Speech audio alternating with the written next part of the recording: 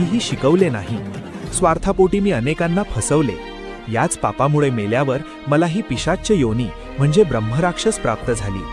तो राक्षस पुढे म्हणाला, महाराज, गेली अनेक वर्ष मी इथे तडफडत आहे.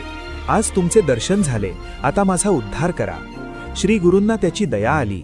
त्यांनी त्याला जवळच असलेल्या संगमावर जाऊन स्नान करण्यास सांगितले.